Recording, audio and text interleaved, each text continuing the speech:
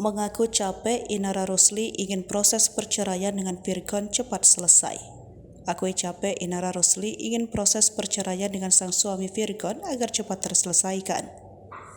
Diketahui sebelumnya Inara Rusli membongkar perselingkuhan Virgon ke publik. Imbas perselingkuhan tersebut, Inara Rusli dan Virgon sepakat bercerai.